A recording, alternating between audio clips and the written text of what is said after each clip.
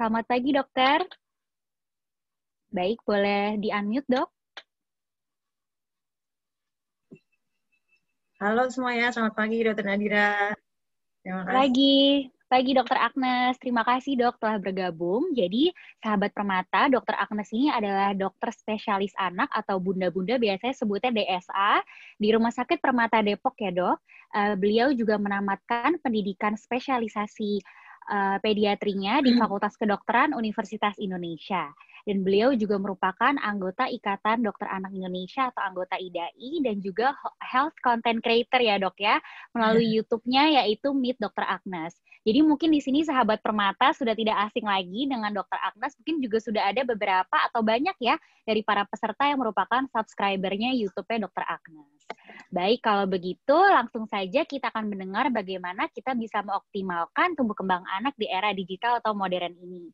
Kepada Dr. Agnes, kami persilakan dokter. Ya, terima kasih Dokter Nadira dan juga Dokter Heldi tadi yang sudah membuka acara dan mengucapkan selamat ulang tahun. Dokter Heldi baik banget ya sebagai direktur. Saya langsung aja ya, screen share ya. Suara saya kedengar jelas nggak ya, dok? Jelas, dokter? Oke ya. Sebentar.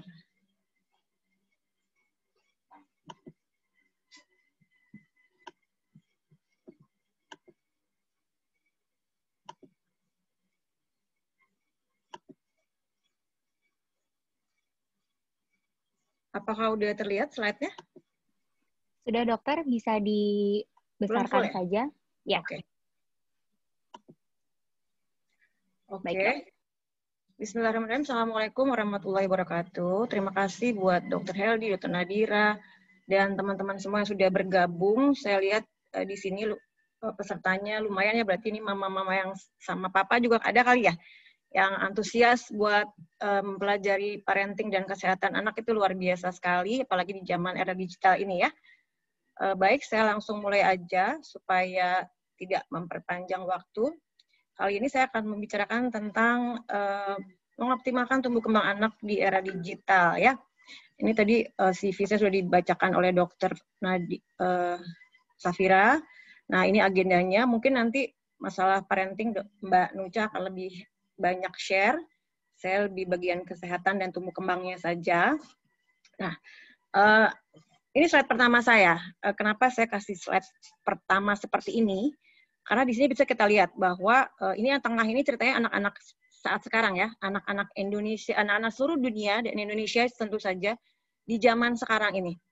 Ini diambil dari saya lupa, tapi ini udah ada penelitiannya seperti ini. Jadi kalau misalnya dalam 1 menit, ini ceritanya dalam 1 menit nih, dalam 1 menit, bayangkan dalam 1 menit ya, Facebook mengupload foto dari seluruh dunia nih, semua orang yang pakai Facebook itu sekitar 243.000 foto.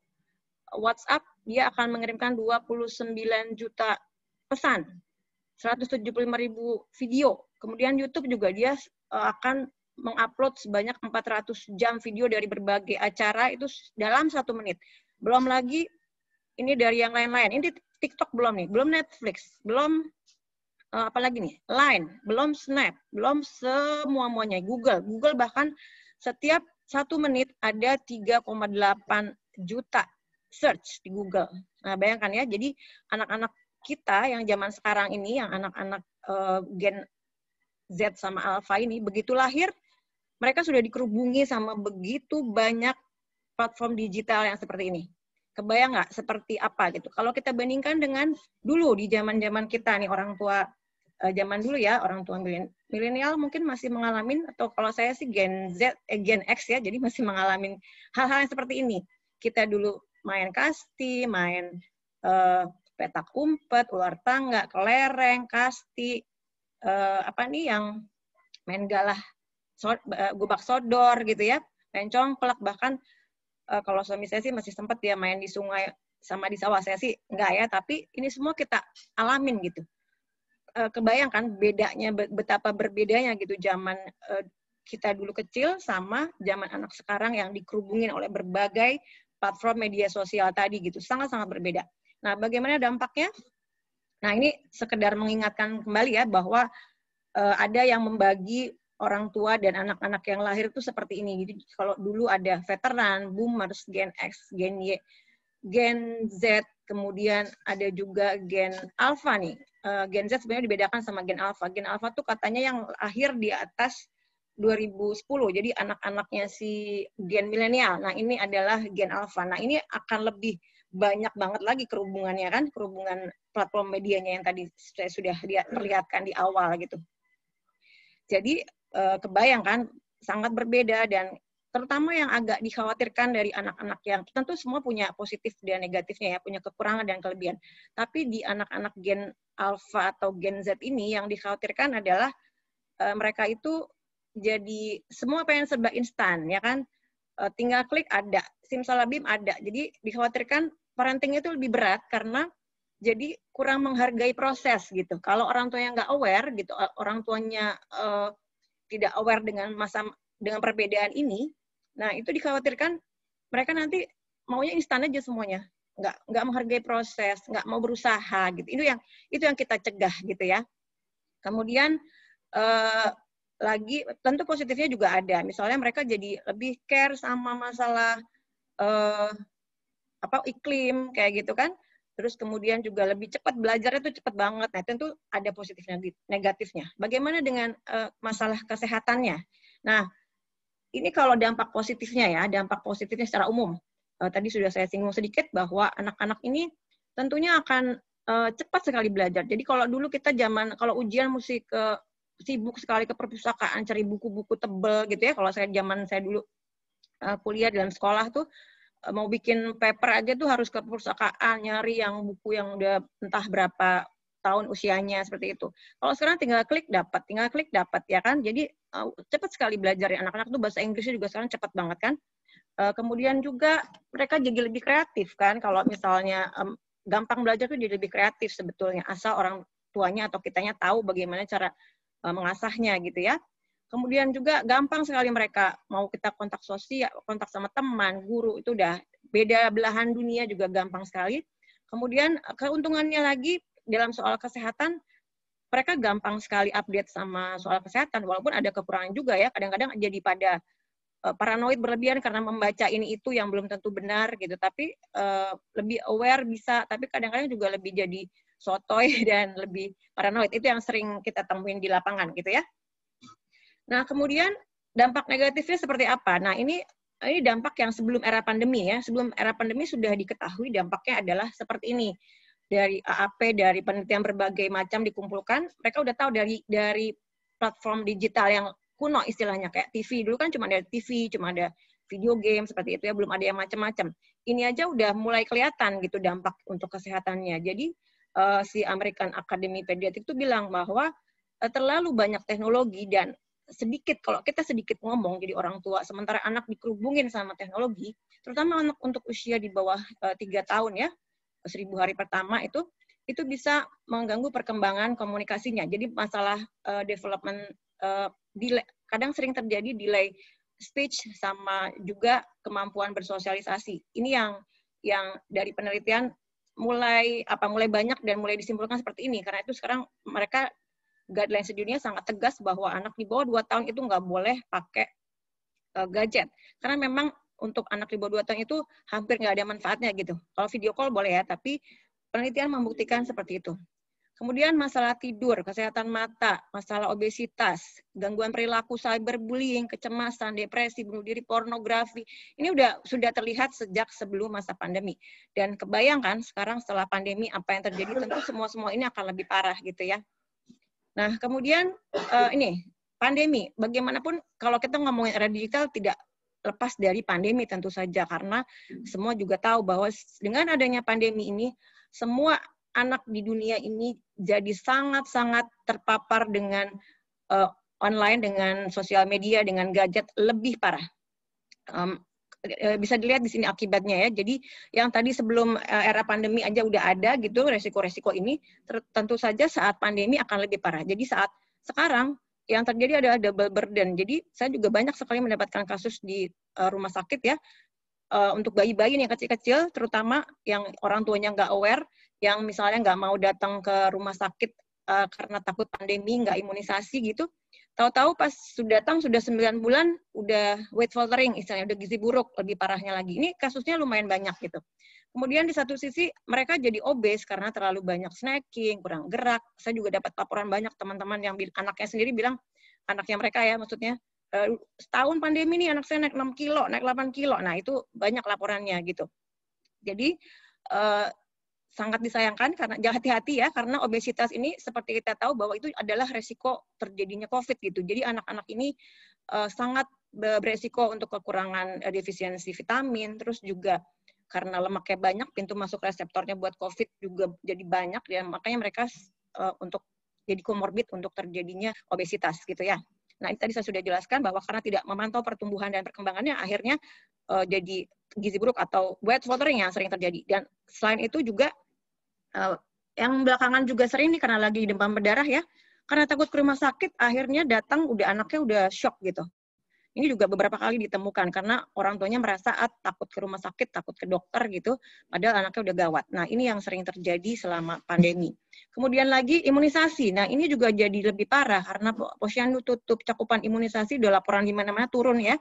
Terus outbreak juga sudah mulai. Saya juga sudah beberapa teman yang di Bekasi, di Depok itu sudah mendapatkan difteri lagi, padahal satu kasus difteri aja itu udah outbreak gitu. Itu mulai banyak.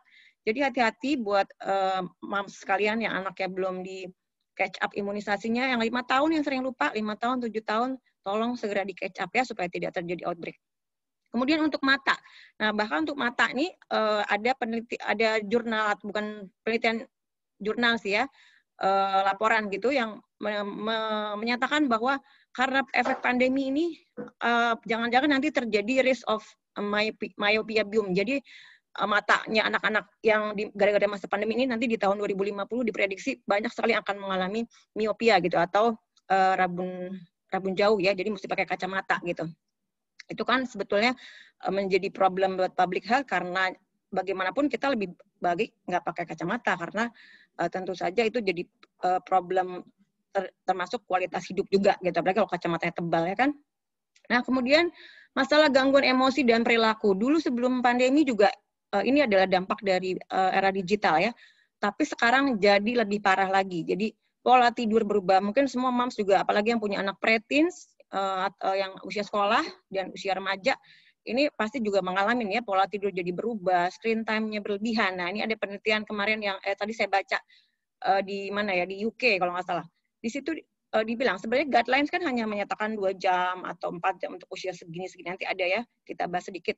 Tapi pada kenyataannya setelah dilakukan survei, rata-rata tuh anak di negara mereka 6 jam sampai 7 jam dalam sehari bermain online-nya gitu, di depan screen time-nya gitu.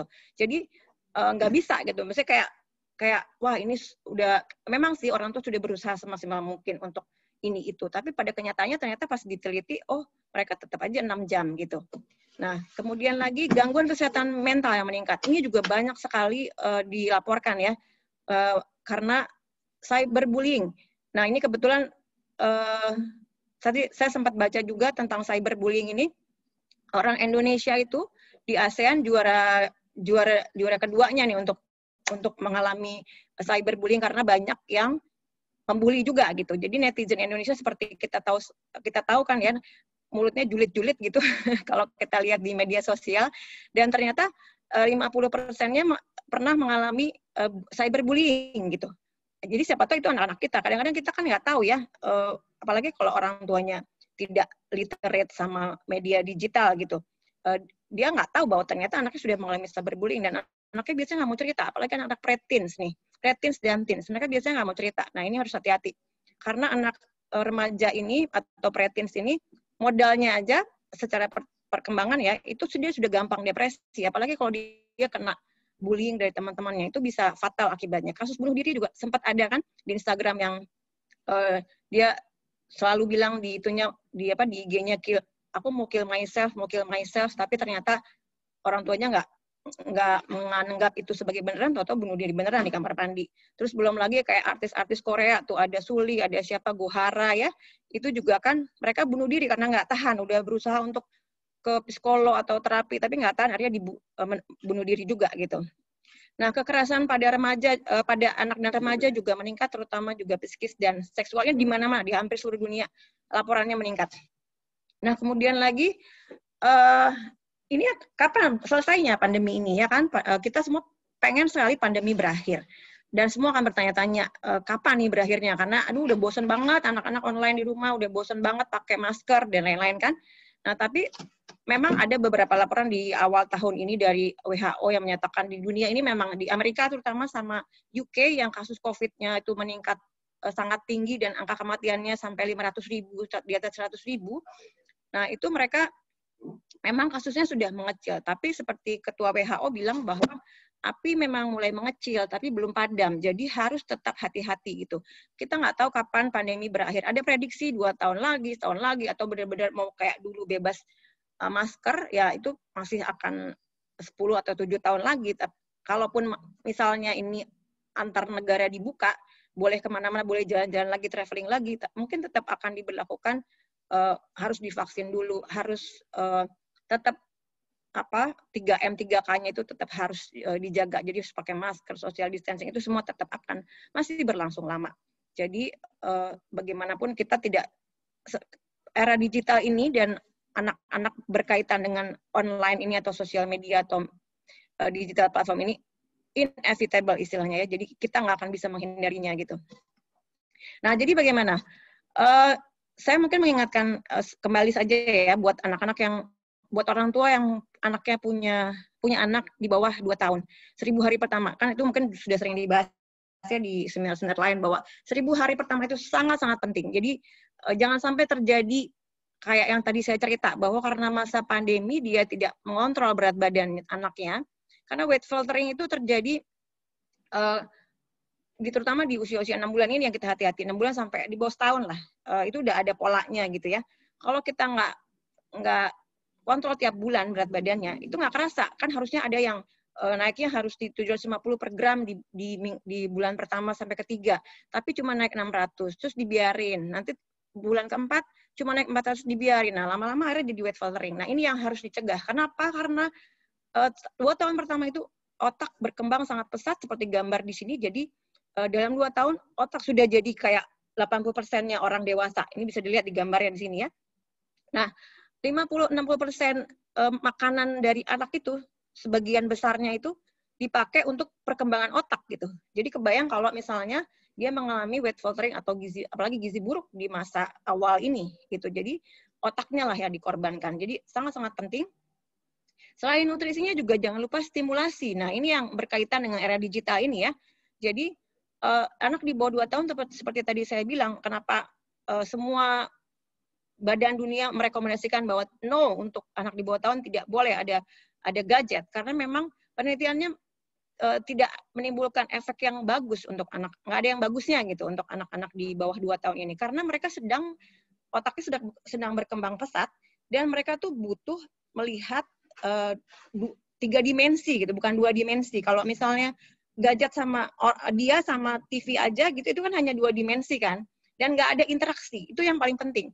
Jadi kemampuan bicara dan bahasa itu butuh stimulasi interaksi 2 arah. Jadi dari anak sama orang tua butuh verbal dan non verbal. Dia harus membaca juga gestur, membaca juga wajah, ekspresi gitu. Nah, kalau cuma 2 arah, dia lihat gajah ukurannya cuma segede jempol di media, padahal aslinya gede sekali gitu. Nah, mungkin seperti itu. Nah, karena ini tadi contoh bahwa bahayanya kalau kita mengabaikan nutrisi 2 tahun pertama, apalagi sampai weight faltering, gizi buruk. Misalnya IQ-nya harusnya 110, turun jadi 100 kan lumayan, atau dari 100 jadi 90, jadi masuk SLB nanti, ya kan? Maka itu penting sekali untuk memperhatikan nutrisi ini. Nah, ini masalah makannya, jadi yang idealnya dia harus dapat IMD begitu lahir, dapat ASI eksklusif, nanti dapat MPASI. MPASI-nya juga harus betul, karena banyak sekali MPASI yang salah, yang prakteknya salah, sehingga menyebabkan gizi buruk. Bahkan saya juga sering nemu kasusnya ya, cuman gara-gara ibunya nggak tahu gimana cara MPASI yang betul, akhirnya anaknya gizi buruk atau weight faltering seringnya. Ini juga sering terjadi. Kemudian setelah 1 tahun ganti ke makanan keluarga. Kemudian banyak juga yang akhirnya dikasih susu aja misalnya. di atas setahun. Banyak sekali kesalahan-kesalahan, ini bahasannya beda sendiri ya, tapi intinya saya hanya ingin mengingatkan bahwa tolong jangan abai untuk orang tua yang ingin punya bayi lagi, atau masih punya anak bayi atau di bawah 2 tahun, atau tetangganya, saudaranya. Tolong diingatkan bahwa untuk evaluasi berat badannya itu penting sekali, berat badan, tinggi badan, dan lingkar kepala ya harusnya. Di usia setahun pertama itu sangat-sangat penting. Nah, ini tadi yang sudah saya singgung sedikit bahwa stimulasi di 2-3 tahun pertama itu juga sangat penting.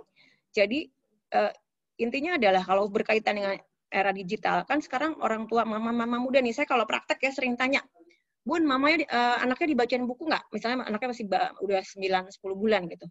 Enggak, emang udah ngerti dok kalau dari bayi. Nah, itu sering sekali saya dapatkan. Orang tua milenial zaman sekarang itu, mudah-mudahan di sini enggak ya, mudah-mudahan di sini enggak, tapi di lapangan ini kasusnya masih banyak. Mereka jarang sekali membacakan buku anaknya gitu, karena udah keenakan lihat gadget, lihat sosial media, jadi semua maunya dari sosial media gitu, padahal buku itu tidak tergantikan gitu misalnya. Terus kemudian berbicara, menyanyi, bermain sama orang tua, itu yang dibutuhkan sama anak-anak di bawah 3 tahun ini gitu ya. Jadi harus ada interaksi 2 arah seperti tadi yang sudah saya bilang. Kemudian harus fokus bareng-bareng, ini juga penting. Jadi seperti di gambarnya itu, ayah sama anaknya itu, mereka bermain bersama, kemudian baca buku bersama, fokus bareng-bareng. Bukan misalnya, oke, kita main, tapi anaknya main sendiri, mamanya HP-an misalnya. Nah, itu berarti bukan fokus bareng-bareng. Anaknya nggak akan belajar menghargai satu sama lain, nggak menghargai nanti kalau ketika dia belajar bersosialisasi dengan temannya, bahwa ketika kita lagi fokus pada sesuatu, harus ada joint intention. Nanti mereka nggak belajar tentang itu gitu. Jadi sangat penting, dan kontak mata, menunjuk, itu bahasa tubuh yang sangat-sangat penting juga dipelajari oleh seorang anak di bawah 2 tahun. Jadi smartphone ini membuat hilang interaksi tersebut, sehingga harus hati-hati, karena bagaimanapun ayah bunda itu tidak tergantikan oleh teknologi gitu ya. Kemudian soal malnutrisi bagaimana gitu. Soal malnutrisi tadi sudah saya sebutkan bahwa kalau jangan sampai terjadi undernutrition gitu ya. Jadi screening, evaluasi itu sangat penting. Kemudian obesitas yang paling penting adalah pastikan dia seimbang gitu. Jadi dia harus ada aktivitas fisik, bahkan WHO menyarankan anak antara 1 sampai 5 tahun itu harus bergerak 1 sampai 2 jam sehari. Nah, ini juga sering lupa nih orang tuanya. Jadi karena di luar pandemi, jadi mereka dikurung di rumah aja. Sebetulnya di rumah kan bisa kita kasih YouTube yang gerak-gerak, yang juga joget, acara olahraga juga banyak ya. Nah, itu pastikan kecukupan gizinya, screen time-nya, dan jam tidurnya jangan lupa. Nah, yang obes tadi sekali lagi saya titip pesan juga, kalau misalnya sudah overweight, hati-hati, jangan dikasih lagi susu dan segala macam. Pastikan dia nggak obes gitu. Karena obes itu banyak masalahnya nanti di kemudian hari. Dia juga rentan dibully, dia rentan sakit gitu ya. Kemudian kesehatan mata, mungkin juga sudah pada tahu bahwa ada istilahnya the rule of 20 ya. Jadi sebaiknya supaya untuk mencegah miopia dan kelelahan mata itu, anak-anak diajarin untuk setiap 20 menit melihat setiap 20 menit melihat keluar selama 20 detik sebanyak 20 feet. 20 kaki itu sejak 6 meter kira-kira. Nah, itu the rule of 20. Kemudian jangan lupa juga pencahayaannya, posisi duduk, jarak layar sama mata kita tuh harusnya idealnya 25 inch atau 0,6 meter. Olahraga, tidur cukup seimbang seperti itu. Nah, ini tadi imunisasi. Ya? Mohon izin dok, mohon maaf, mau mengingatkan waktunya 5 menit lagi dokter. Oh, tinggal ingat. Oke. Terima kasih. Jadi untuk imunisasi mungkin udah pada jelas ya. Nah, ini tentang vitamin yang juga sering. Perlukah? Nah, yang perlu adalah buat yang beresiko. Intinya seperti itu ya. Buat yang beresiko itu perlu. Yang beresiko adalah orang yang obes, picky, kemudian imunitas rendah tentu saja perlu. Nah, ini mungkin nanti akan dibahas lebih detail sama Mbak Nucha ya. Tapi intinya kita apapun masalahnya, mau tentang nutrisi, mau tentang parenting, itu semuanya membutuhkan pengasuhan yang otoritatif atau demokratis gitu ya. Jadi kita harus menghargai suara dan pilihan anak gitu. Prinsipnya seperti ini, sabar, tegas. Mungkin nanti akan dibahas lebih lanjut sama Mbak Nucha ini lebih di dalamnya. Cuma saya hanya mau mengingatkan aja bahwa orang tua harus jadi role model, dan kuncinya jadi orang tua itu adalah sabar, tegas, konsisten. Itu aja udah. Mau peraturan seperti apapun, asal sabar, tegas, konsisten, insya Allah jalan. Dan jangan lupa, maminya harus merawat diri sendiri, karena if mommy happy, everyone is happy. Nah, ini juga yang ingin saya tegaskan juga pentingnya literasi digital buat orang tua. Ini tadi saya sudah jelaskan ya bahwa aturan tuh banyak dari WHO, dari PAP, dari IDAI, semuanya ada aturan macam-macam kan. Harus segini jam gitu. Tapi pada kenyataannya di era ini sangat sulit. Nah, ini yang ingin saya tekankan bahwa ketika kita menyuruh biarkan anak-anak kita screen time, tolong kasih tahu dia bahwa kamu harus punya niat yang terencana. Mau apa kamu di sosial media? Oh, aku mau yang seperti di layar ini ya, aku mau upload karyaku ke Instagram. Aku mau belajar bagaimana seseorang membuat game sehingga bisa menjadi kreatif dan seaktif itu, gitu, sebagus itu.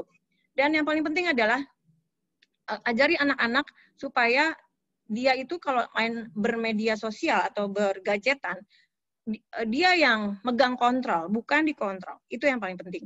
Jadi kalau anak-anak udah punya senjata ini, mau dia dikasih apapun, dia akan mampu untuk menyaring sendiri gitu.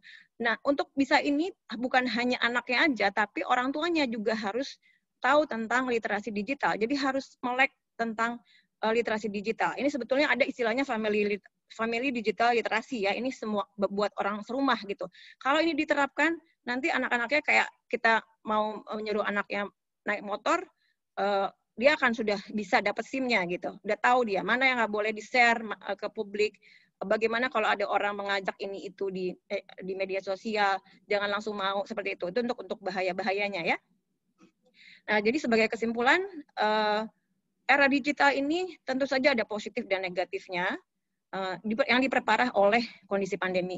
Nah, dampak era digital dan terutama ada pandemi ini adalah terutama masalah di usia dini, dia akan mengalami perkembangan gangguan komunikasi, kemudian juga ada malnutrisi tadi, baik obes maupun kurang gizi, menurunnya cakupan imunisasi, kesehatan mata terganggu, gangguan perilaku, emosi, kekerasan pada anak. Dan untuk mengoptimalkannya, bagaimanapun kita tadi sudah jelaskan bahwa kita harus cegah dengan nutrisi dan stimulasi di awal kehidupan yang baik, kemudian imunisasi sesuai jadwal, jangan lupa, kemudian jangan biarkan anak obes, jaga kesehatan matanya, pengasuhan sebisa mungkin kalau bisa yang otoritatif, yang demokratis supaya anak lebih bahagia, dan jangan lupa mamanya juga harus membahagiakan diri sendiri dulu, seimbangkan aktivitas fisik, screen time dan waktu tidur, dan ketika kita sudah dihadapkan pada masalah screen time yang panjang, yang penting adalah literasi digital buat si anak dan juga buat orang tuanya tentu saja. Ajari anak untuk bahwa kamu yang pegang kontrol, bukan kamu yang dikontrol oleh media digital. Dan kalau mau main sesuatu di media digital, jangan sampai lost kemana-mana nggak jelas, tapi harus ada niat, harus ada tujuan. Aku mau ngapain nih main Instagram, aku mau ngapain nih di TikTok gitu. Jadi seperti itu ya. Terima kasih. Assalamualaikum warahmatullahi wabarakatuh. Saya nggak lewat waktu kan ya, Mbak? Tidak, dokter. Oke. Pas, dok. Oke. Baik, terima kasih Dokter Agnes atas pemaparannya. Mudah-mudahan bermanfaat ya untuk para sahabat Permata di sini. Tadi Dokter Agnes telah memaparkan materi yang sangat komprehensif mengenai yang pertama tadi disebutkan tuh dok bahwa di bawah 2 tahun tidak disarankan untuk screen time. Lalu pandemi ini dan era digital pola pengasuhan anak tentunya membawa dampak positif dan juga negatif.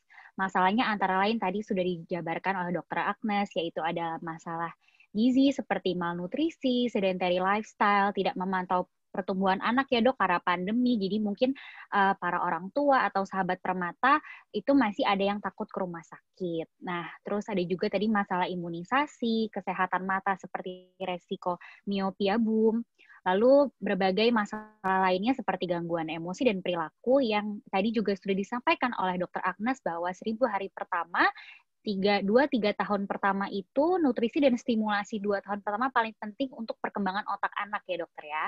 Baik, nah nanti untuk sahabat Permata yang mau membahas lebih lanjut akan kita lanjutkan ya dok nanti di sesi diskusi setelah pembicara kami yang kedua.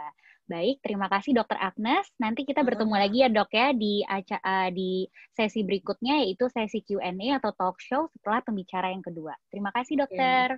Sama, saya unmute dulu ya. Boleh dokter, terima kasih dok. Baik, nah untuk pembicara kita yang berikutnya ini juga sudah ditunggu-tunggu ya, yaitu Mungkin sahabat Permata sini sudah pada tahu nih mengenai Mbak Nucha Bahri ya. Jadi Mbak Nucha ini merupakan co-founder dari @parenttalk.id yang juga merupakan podcaster dari @curhatbapakIbu yang membahas mengenai relationship dan family. Mbak Nucha Bahri ini juga merupakan ibu dari 2 anak perempuan. Nah, mungkin di sini sahabat Permata atau para peserta atau ayah bunda juga mungkin sudah mengikuti ya Instagramnya Mbak Nucha atau Instagram parenttalk.id. Nah, sekarang Mbak Nucha akan berbagi pengalaman beserta berbagai tips bagaimana sih pengalaman Mbak Nucha dalam mengurus anak nih di era modern, di era pandemi saat ini, dan apa kesulitannya. Mungkin nanti tips-tipsnya bisa dijabarkan lebih lanjut oleh Mbak Nucha. Baik, sudah penasaran kan ya sahabat Permata? Kalau begitu langsung saja kepada Mbak Nucha kami persilahkan. Halo, terima kasih Dokter Syafira. Terima kasih Halo, Mbak. selamat siang semuanya, parents, ayah dan ibu. Assalamualaikum warahmatullahi wabarakatuh. Perkenalkan, saya Nucha, saya ibu dari 2 orang anak, tadi sudah disampaikan juga sama Dokter Syafira ya. Menarik banget tadi pembahasan Dokter Agnes, karena menurutku itu udah bukan teori lagi, tapi udah realistis banget dok. Jadi kayak konten tadi, message-nya dan lain-lain, itu udah langsung ngena banget tuh. Kayaknya bisa jadi konten parent talk deh abis ini. Oke, kalau gitu aku langsung masuk ya untuk pembahasannya melengkapi dari Dokter Agnes tadi. Tapi aku disclaimer dulu nih di awal. Jadi aku bukan psikolog. Jadi emang aku bikin satu platform Parent Talk ini buat jadi wadah para orang tua muda, orang tua baru, buat sama-sama curhat. Menjadi orang tua itu nggak gampang gitu ya. Jadi kita sama-sama belajar. Jadi aku bukan basicnya psikolog, tapi aku banyak belajar dari para experts karena konten-konten Parent Talk itu banyak sekali engage dengan para experts, yaitu psikolog dan juga dokter. Oke, aku share berikut ini ya.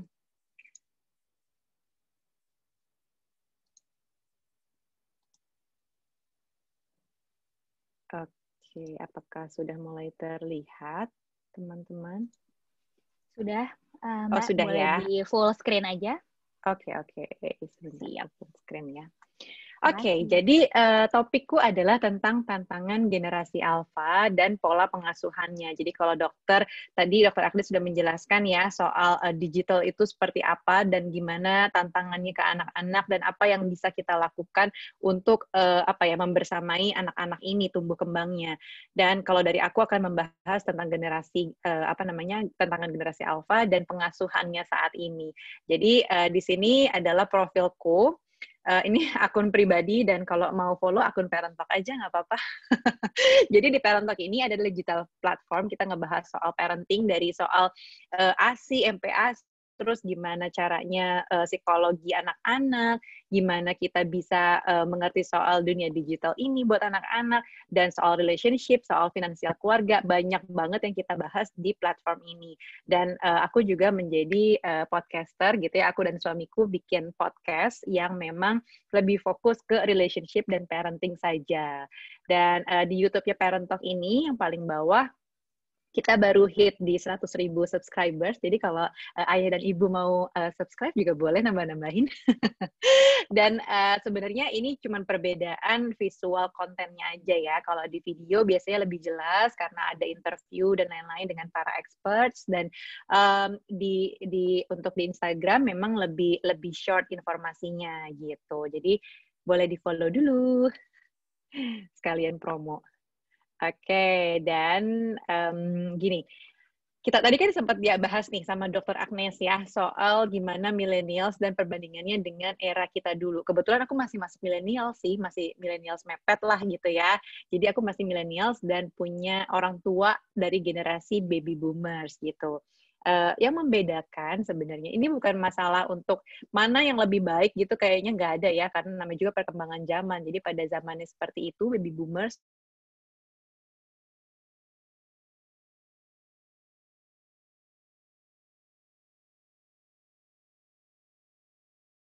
pertama kali pada saat kita pada saat hamil, terus melahirkan dan punya anak, yang paling signifikan adalah masalah mitos dan fakta. Jadi ini sering sekali terjadi gitu ya, perbedaan pendapat antara kita dengan orang tua kita.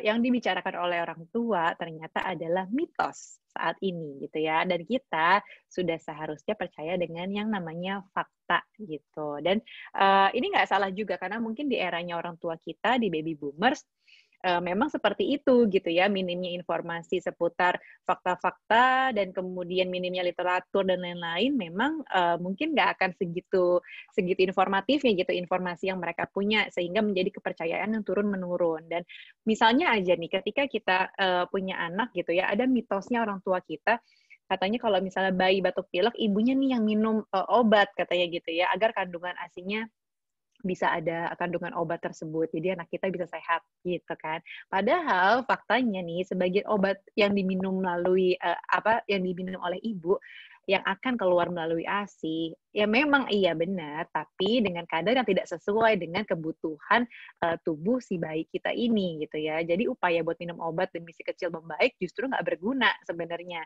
Dan ini juga aku dapat dari konsultasi dengan dokter waktu itu, kayak ke konselor laktasi, ke dokter anak gitu ya. Apa benar nih dok seperti ini katanya, zaman dulu kan sih kayak gini nih yang dipercaya gitu. Ternyata tidak seperti itu. Kemudian mitos-mitos lagi, misalnya bayi yang cegukan, masih ingat nggak sih? Dulu aku kaget loh, anakku masih baru lahir terus cegukan gitu ya. Waduh, apa nih yang harus dilakukan? Oh, tempel-tempel tisu katanya ditaruh di sini gitu kan.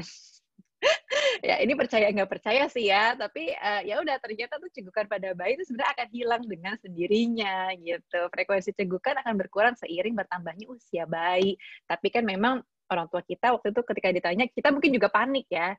Udah tempel aja tisu di jidat, nanti hilang sendiri gitu. Walaupun aku tetap ikutin sih. Gitu ya. Tapi itu jadi pembelajaran lah bahwa ternyata oh itu yang namanya mitos gitu. Dan ini juga ada perbedaan yang signifikan. Jadi selain tadi mitos dan fakta gitu ya, gaya parenting, ternyata bahwa alasannya ayah zaman sekarang ini nih yang katanya ayah-ayah milenial itu adalah ayah terbaik. Karena apa? Karena lebih hands on sama anak-anaknya gitu ya. Jadi kebetulan aku dan suami juga kita memberlakukan value tersebut karena kebetulan suamiku ini merasa dulunya waktu masih kecil kok nggak deket ya sama ayahnya karena mungkin ayah sibuk bekerja gitu kan zaman dulu. Aku pun juga merasakan hal yang sama. Ayah sibuk, kebetulan papaku pilot. Jadi dulu tuh papaku kayak terbang terus gitu kan. Seminggu terbang, kita jarang ketemu, jarang kontak kayak gitu. Jadi kita merasakan bahwa kayak kita butuh sosok ayah gitu ya dalam hidupnya anak-anak kita nih. Jadi sekarang suamiku alias bapaknya anak-anak ini berusaha untuk involve dan hands on setiap hari, setiap saat gitu ya ketika memang dibutuhkan. Dan memang yang menjadi perbedaan antara ayah dan ibu kan cuma 3 sebenarnya, yaitu hamil, melahirkan, dan menyusui. Itu doang yang ayah tuh nggak bisa gitu. Jadi semuanya bisa ayah lakukan dan begitu juga sebaliknya. Ibu juga bisa melakukan hal-hal yang ayah juga bisa lakukan. Nah, di sini tuh aku juga sempat bikin konten di Parent Talk ini bahwa ayah saat ini suportif banget nih dalam tiap fase kehamilan dan kelahiran. Ini mostly ya, mungkin kalaupun ada yang nggak sesuai, ya perbedaan kondisi gitu ya. Kemudian ayah nih suka ikut main sama anaknya sekarang. Dan ayah menikmati yang peran menjadi fatherhood. Kayak misalnya kita play date gitu ya. Aku suka melihat banyak ayah yang sekarang tuh udah hands on nemenin anaknya main.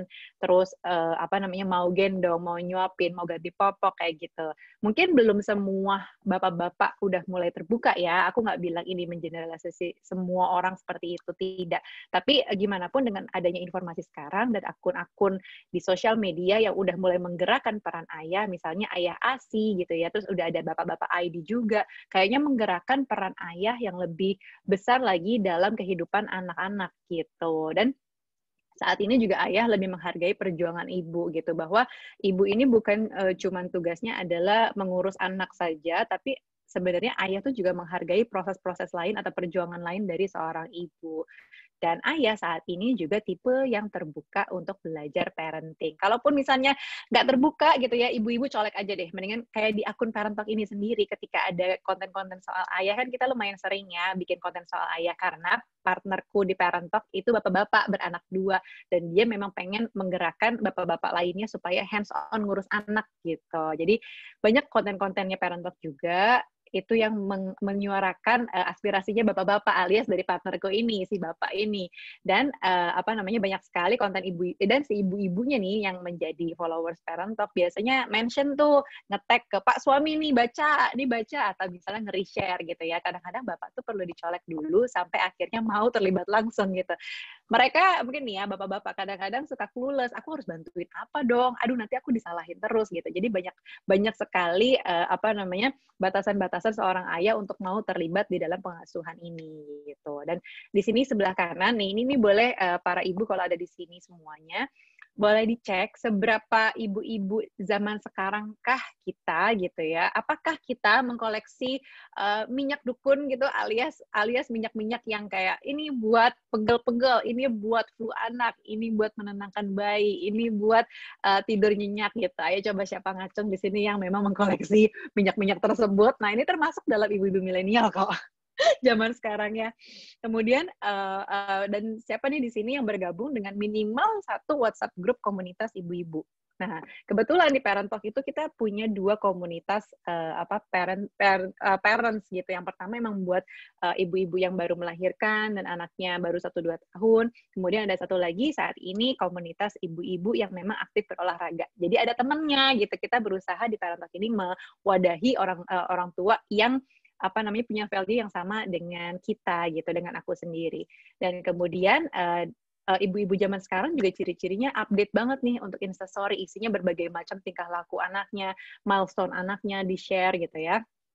Dan macam-macam. Dan kita sekarang memang lebih terasa gampang banget untuk mencari informasi gitu ya. Misalnya informasi sekolah anak, informasi misalnya tempat untuk playdate outdoor kayak saat ini gitu ya. Pasti banyak banget yang googling dulu, lihat Instagramnya siapa, lihat reviewnya siapa gitu ya. Jadi memang kita nih saat ini dekat sekali dengan yang namanya digital gitu.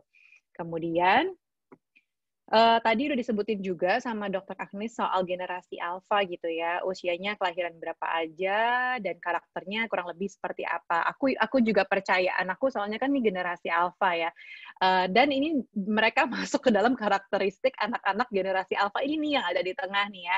Generasinya menurutku paling terdidik karena kebayang nggak sih anak TK aja udah belajar soal water cycle yang air akan menguap untuk ke awan, nanti awannya menggumpal akan turun hujan dan lain-lain. Mereka tuh udah belajar dari TK loh. Sementara kita kayak belajar gitu SMP SMA ya kalau nggak salah. Dan aku ngelihat kayak tugas-tugas mereka gitu ya. Wow, ini sangat apa tuh sangat jauh banget ke depan gitu. Bukan disalahkan, wah ini terlalu pinter banget nih. Enggak, karena memang tuntutan zamannya saat ini anak-anak kan memang seperti itu gitu ya. Terus kayak tadi kemampuan bahasa Inggris, kata Dokter Agnes sangat cepat. Iya, aku juga percaya. Padahal aku di rumah pakai bahasa Indonesia, tapi di sekolah anakku tuh setengah-setengah pakai bahasa Inggris juga. Dan betapa cepatnya anak-anak ini bisa kayak sponge menyerap semuanya dan bisa ngomong bahasa Inggris secepat itu. Padahal kalau kita dulu harus les dulu ya. Ada yang anak LIA, ALP mungkin, dan lain-lain. Kita harus les kayak bertahun-tahun gitu. Dan terus fasilitasnya tuh memang paling lengkap saat ini. Orang tua berusaha memprovide apa yang anak butuhkan gitu kan. Dan apa namanya? Mereka ini semua mudah juga cari informasi di internet. Kayak anakku sendiri ya, paling suka tahu nggak yang dilihat dari handphoneku adalah Tokopedia. Kenapa? Karena dia seneng ngelihat cuman mainan anak. Ibu-ibu tolong ketikin dong mainan anak, misalnya Barbie gitu ya. Nanti dia tahu tuh. Dia search, oke Bu, yang Jakarta aja ya Bu. Oke, kalau itu bebas ongkir ya Bu. Dia bisa gitu untuk menentukan klik-klik yang mana gitu. Padahal usia anak 5 tahun. Jadi memang benar-benar cepet banget gitu ya. Mereka tahu itu instan, bahkan kayak makanan aja mereka tahu untuk pesannya di mana. Oke, Gojek aja Bu, gitu, GoFood aja gitu. Bisa secepat itu. Dan komunikasi verbalnya jadi terbatas memang, karena kadang-kadang kalau misalnya kita lengah, anak-anak kan lebih senangnya di gadget, di iPad, di tab-nya gitu ya, sibuk dengan tangannya, jempolnya, sementara interaksi langsungnya jadi kurang gitu. Ini yang menjadi challenge-nya generasi alpha. Dan untuk tipsnya sebenarnya mendidik generasi seperti ini adalah menanamkan values dari kegiatan sehari-hari. Mau itu kita pakai mbak, mau kita pakai neni, atau mungkin ada orang tua kita yang ngebantuin, tapi sebisa mungkin selalu ada value yang original dari orang tuanya, sehingga anak-anak mengerti perbedaan aturan atau value orang tua dengan aturan lain. Gitu. Kadang-kadang kan ya agak menjadi bias ketika kita punya aturan di rumah, misalnya anak-anak gak boleh makan coklat dan permen di weekdays misalnya gitu, tapi kemudian ketika ketemu neneknya dikasih dong gitu kan, any days gitu. Nah, hal-hal seperti ini yang perlu kita pijakan ke anak-anak, ini lo ikutin aturan ibu gitu kan, atau misalnya oke, nggak apa-apa kok selama misalnya neneknya kan cuma sesekali aja ketemunya, seminggu sekali atau di minggu sekali, itu nggak apa-apa. Jadi mungkin perlu diajarkan mana yang menjadi batasan dari orang tua, mana yang neneknya, mana yang lain-lainnya gitu ya. Kemudian melibatkan anak pada aktivitas sosial. Ini nggak gampang sih, cuma saat ini ketika kita masih di rumah aja, mungkin life skill yang mereka harus lihat itu yang di depan mata ya, misalnya nemenin ibunya kerja, nemenin ibunya masak, nemenin bapaknya cuci mobil, dan lain-lain. Jadi banyak sekali aktivitas yang sebenarnya bisa diajarkan pada saat pandemi ini, lebih banyak di rumah gitu ya. Dan PR kita adalah meningkatkan daya juangnya anak-anak ini. Ketika sekarang instan ya, semua bisa pakai tangan, tutut gitu kan.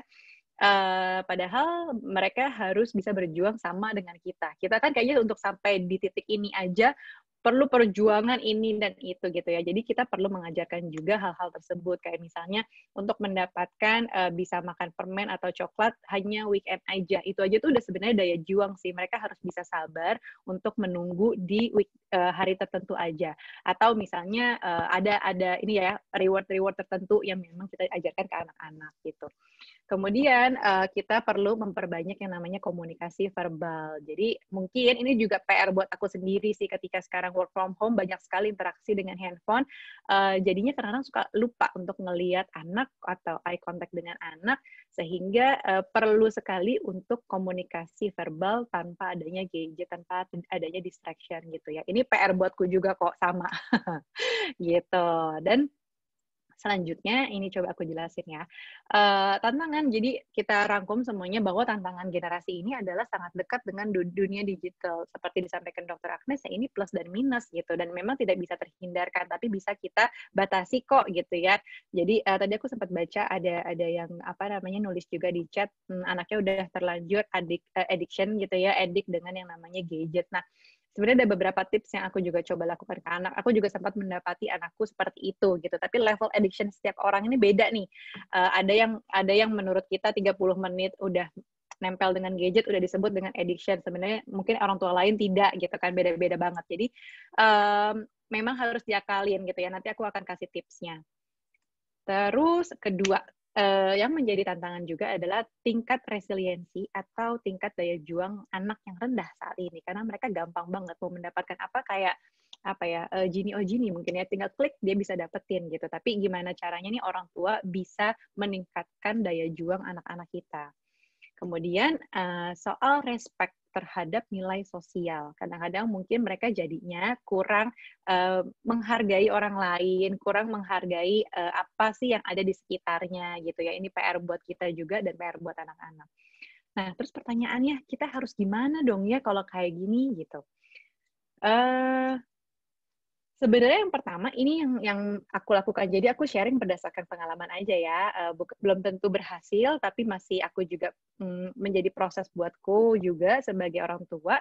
Yang pertama adalah solusinya the power of play. Jadi temani anak, bukan cuma membiarkan anak main. Ada banyak anak itu memang ada yang namanya free play. Ya, free play itu membiarkan anak bermain, tapi kita yang menjadi pesertanya, alias dia yang leading, dia yang ibu jadi misalnya ya, ibu gambar ini, ibu gambar bunga, nanti Aira gambarin rumahnya.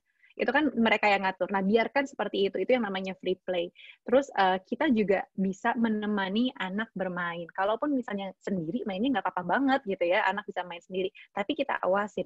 Apalagi kalau misalnya erat dengan digital, gadget gitu ya.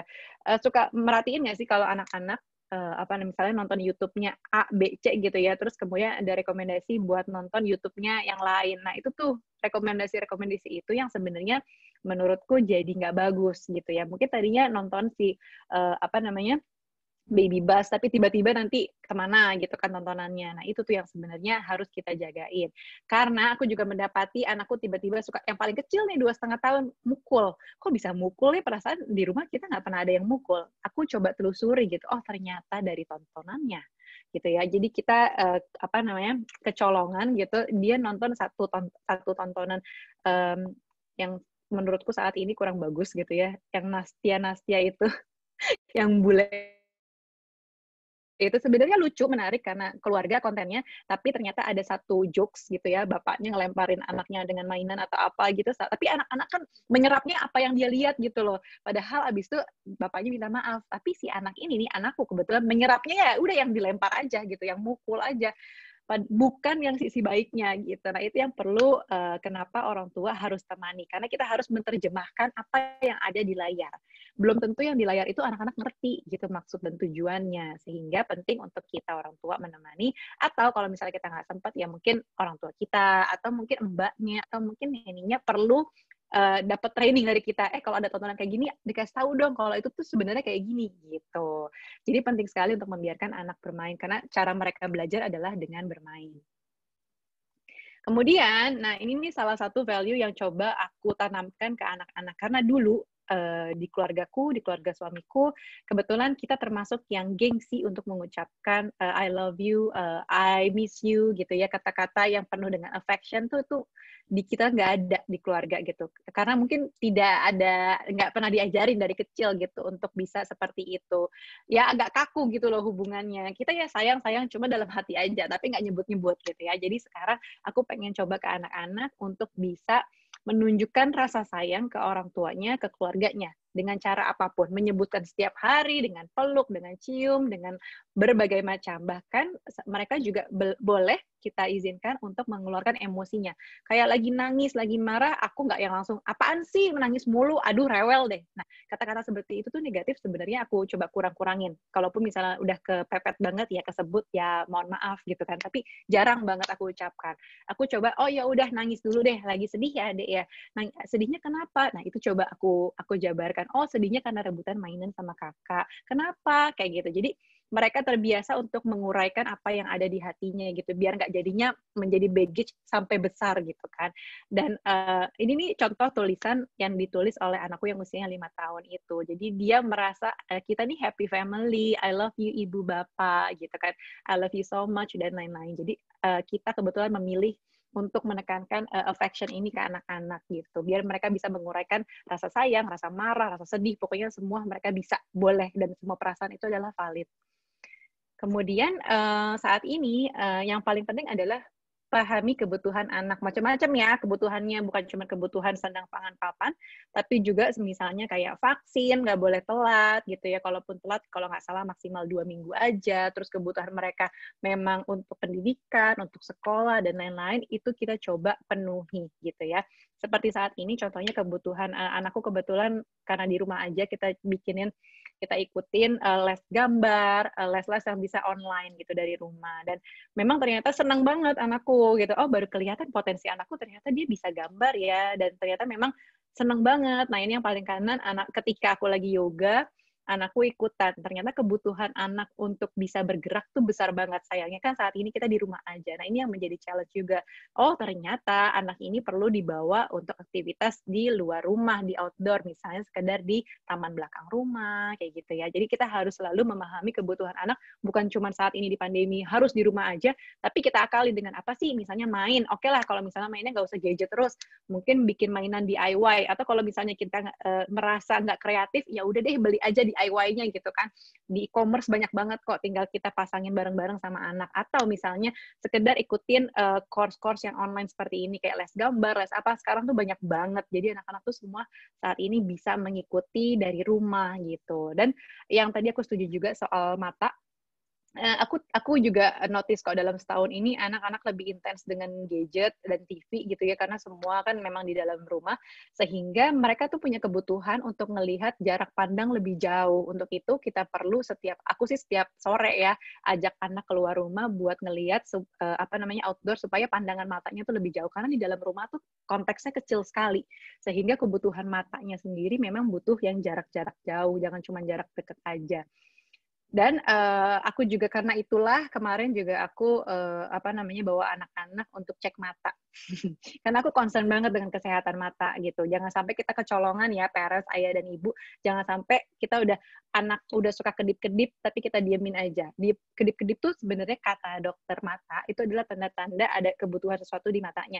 Entah kedip-kedip atau suka kayak meruncingkan mata atau suka miring-miring, itu ada sesuatu di matanya. Jadi kita perlu lebih sensitif lagi untuk melihat kebutuhan anak tersebut.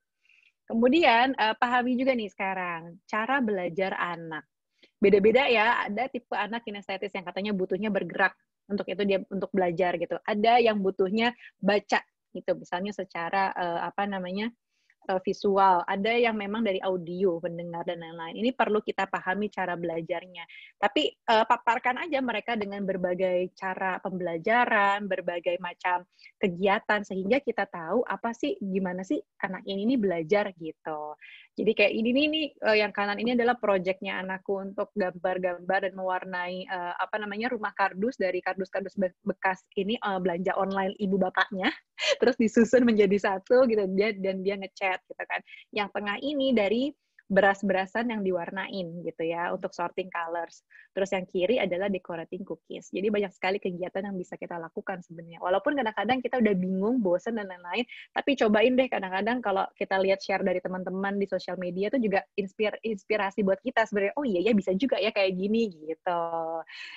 Kemudian menurut aku sendiri jadinya ya dari keseluruhan curhat siang hari ini, prinsip dasar pengasuhan, ini versi aku sendiri ya, bukan versi dari teori dokter siapa atau psikolog siapa gitu, ini tapi berdasarkan apa yang aku alami selama menjadi ibu di 5 tahun ini. Yang pasti kesehatan mental anak ini tuh sangat dipengaruhi oleh kesehatan mental orang tuanya. Kebayang nggak kalau kita nih marah-marah, rungsing, terus ditunjukin depan anak, kita mau bikin anak kita jadi yang seperti apa sih kepribadiannya? Gitu. Atau mungkin misalnya kita banyak sekali menuntut, anak misalnya baru belajar ngegrip pensil, terus kita, loh kok anak 2 tahun ngegripnya masih begini terus sih gitu kan, aku pengennya anakku ngelihat si anaknya selebritis siapa gitu ya, megangnya udah begini loh gitu, anak 2 tahun gitu. Jangan bandingkan anak kita dengan anak lain gitu, karena once kita membandingkan, kesehatan mental mereka tuh juga terganggu loh. Mereka pasti akan tertanam di dirinya tentang perbandingan, bahwa aku tuh nggak pernah cukup buat orang tua gitu. Jadi tuntutan orang tua, kondisi-kondisi emosi orang tuanya itu tuh sangat berpengaruh pada kesehatan mental anak. Jadi sebaiknya kita jaga. Anak-anak perlu tahu sih memang kita sedih, kita lagi marah, tapi bukan menunjukkan yang kekasarannya kita, kemarahan kita, dan lain-lain, atau kata-kata kasar kita, itu yang mereka nggak perlu tahu. Tapi mereka perlu belajar, ibu lagi sedih ya, oke, gitu. Apa yang bisa kita lakukan? Gitu. Mungkin sampai level itu ya untuk mengerti tentang kesehatan orang tuanya sendiri. Kemudian yang kedua prinsipnya adalah kita perlu memahami bahwa tumbuh kembang anak ini berbeda. Nah ini soal comparison tadi ya, kita kadang-kadang sebagai ibu baru suka insecure, punya isu-isu itu untuk membandingkan anak kita dengan anak lain gitu kan. Anaknya si A udah bisa jalan sih 10 bulan, kok anakku nih masih merangkak aja gitu. Padahal ada keuntungan anak merangkak lebih lama. Dan ada, ya nggak apa-apa juga kalau ada anak yang jalannya udah duluan gitu. Karena memang masing-masing anak kan berbeda, situasinya berbeda, orang tuanya berbeda, jadi nggak perlu lagi membandingkan. Tapi ini pun terjadi sama aku waktu menjadi ibu baru 1 anak waktu itu. Aku kayak membandingkan, anak orang lain makannya gampangnya, anakku kok GTM mulu sih. Ya ternyata ada hal-hal yang perlu aku pelajari. Ternyata ekspektasiku terlalu tinggi. Ternyata ini dan itu. Wah, pokoknya menjadi orang tua tuh belajarnya setiap hari dan setiap saat. Kemudian menurutku juga dasar pengasuhan anak-anak adalah berbagi pengasuhan sama pasangan, sehingga sosok ibu tuh bukan ibu bisa segalanya, enggak, tapi ayah tuh juga punya peran loh, macam-macam, entah itu main, entah itu nyuapin, entah itu dan lain-lain. Pokoknya banyak sekali libatkan pasangan di dalam setiap pengasuhan kita gitu ya. Jadi aku juga awal-awalnya ngasih tugas ke Pak suami nih, ke bapaknya anak-anak untuk mau bacain buku anak-anak, sehingga karena aku tahu dia lebih ekspresif orangnya. Jadi ya udah sampai sekarang tugas membaca itu lebih banyak bapaknya. Jadi kalau mau bedtime story, cerita-cerita itu sama bapak. Nanti lainnya sama ibu gitu. Tapi memang ada waktunya juga ketika aku yang bacain buku cerita anak. Tapi aku coba membuat anak-anak tuh melihat bahwa ayah dan ibu nih sama di dalam pengasuhan, di dalam rumah nih sama gitu. Kemudian, nah ini nih idealisme boleh ya ayah dan ibu, pengennya anak itu nggak boleh makan yang instan, anak itu nggak boleh begini dan begitu. Tapi jangan lupa juga buat realistis. Kadang-kadang idealisme kita ini justru membuat kesehatan mental kita terganggu gitu. alias kita stres sendiri. Nanti kalau stres yang kena ujung-ujungnya apa? Anak-anak kita gitu kan. Jadi ya udah, idealismenya boleh aja kok, tetap ada, tapi dikurang-kurangin mungkin atau disesuaikan dengan kondisi kita dan kondisi anak-anak kita. Kemudian jangan lupa untuk terus semangat belajar ilmu parenting, kayak misalnya ikutan webinar ini gitu ya. Aku senang sekali parents di sini banyak yang hadir untuk ikutan bareng-bareng belajar.